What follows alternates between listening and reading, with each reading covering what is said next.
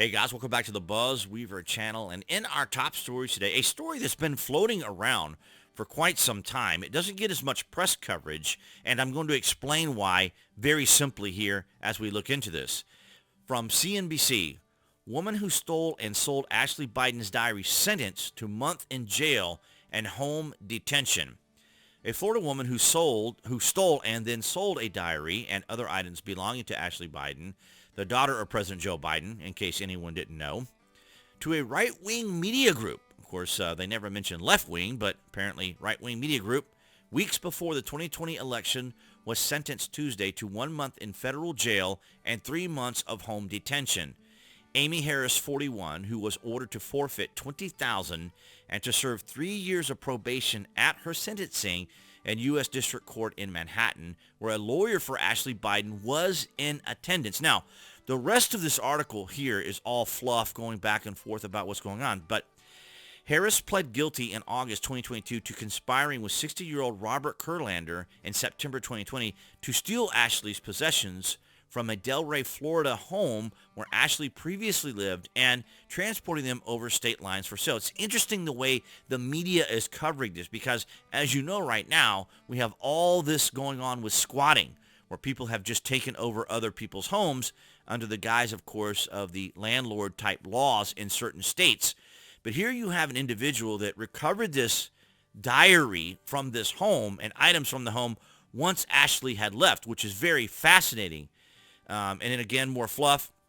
Harris, who temporarily stayed at the Delray residence after Ashley vacated it, discovered the diary, which had highly personal entries as well as digital storage card that the president's daughter had left behind, according to court records. Now, it's fascinating because as we continue to read this and look into this, it never mentions the details that caused all of the attention brought to it. I find it fascinating. And then, of course, some of you may remember, I don't think we covered it here on the channel. We've covered Project Veritas quite often, but the provocative right-wing group Project Veritas by James O'Keefe, of course, later paid Harris and the Jupiter, Florida resident Kurlander $20,000 apiece for the items, according to court records. Kurlander, who pled guilty at the same time as Harris did, currently is scheduled to be sentenced on October 25th by Swain.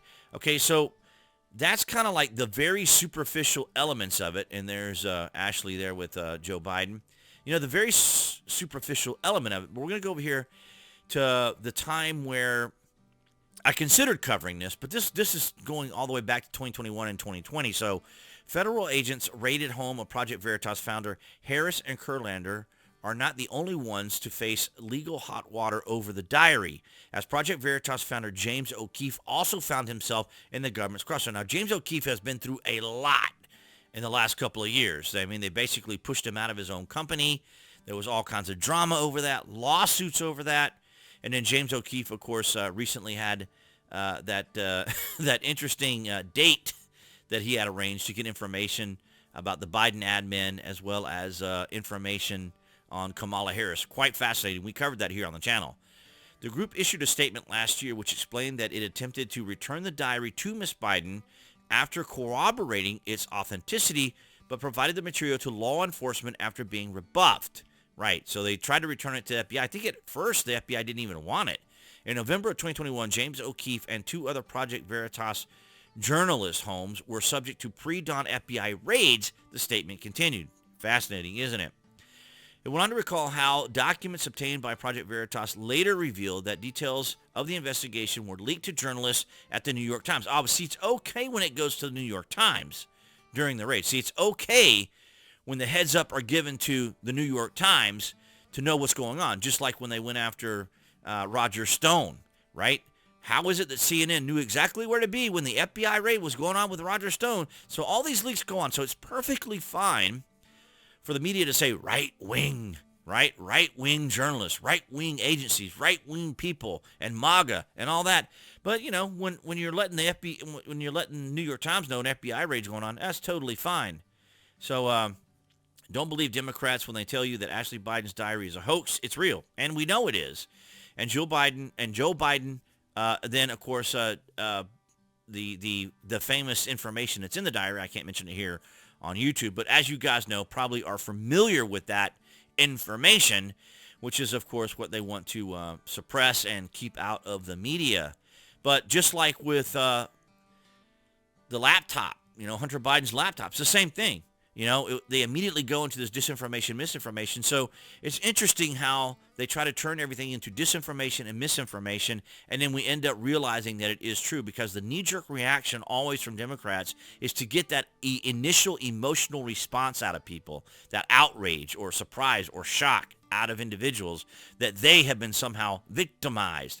But when it comes to Donald Trump, of course, he is automatically always guilty, regardless whether it's accusations or whether it's indictments, right? It's amazing how the two are distinguished. But nonetheless, so this is currently what's happening in regards to the diary. Of course, they never mention what's in it. They never mention the controversial subject matter from CNBC or the other outlets that I checked into. I find that rather fascinating because, it's probably on purpose.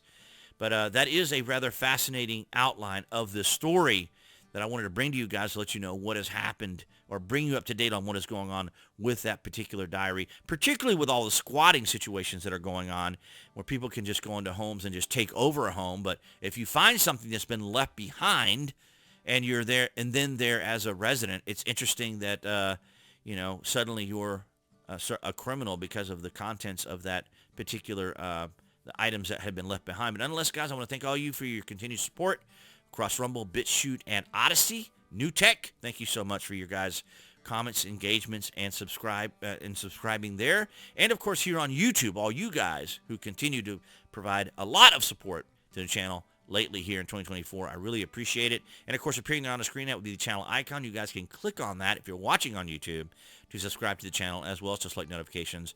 That way you know when there's content here on the channel. And I'll see all you guys in the next video.